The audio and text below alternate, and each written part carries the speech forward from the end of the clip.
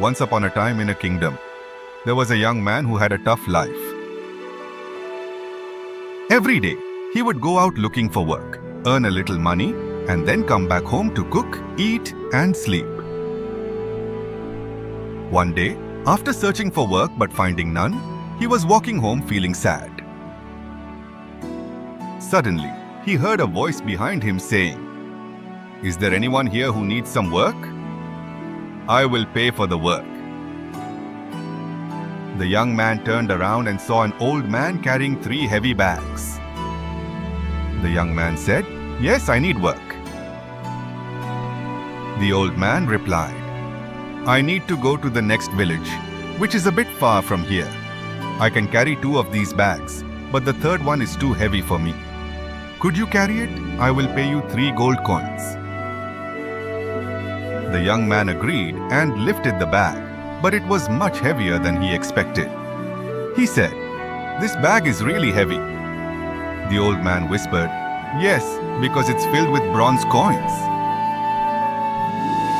Even though the bag was very heavy, the young man picked it up and started walking with the old man. As they walked, the young man noticed that the old man kept watching him closely. This made the young man think, maybe the old man is worried that I might run away with his bag. But I am not dishonest. I only want to earn my wages honestly. While they walked, they reached a river. The young man entered the water to cross, but the old man stood on the river bank. The old man said, "I am too old to carry both bags across the river. If I try, I might drown. Can you carry 1 more bag for me? Don't worry, I'll pay you 3 more gold coins." The young man agreed, but the old man hesitated and said, "Promise you won't run away with this bag." The young man asked, "Why would I do that?" The old man answered, "These days it's hard to trust anyone. This bag is filled with silver coins." The young man replied, "I am not a thief or a greedy person. Give me the bag." So, the young man carried the second bag across the river. After some time, they reached a hill.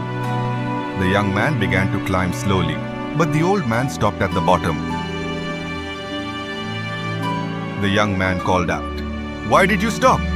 The old man replied, "I am too old to climb the hill with this heavy bag." The young man said, "Give it to me. I'll carry it for you." The old man hesitated and said, "This bag contains gold coins. If you run away, I am too old to chase after you."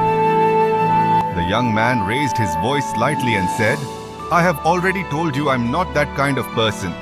I work honestly.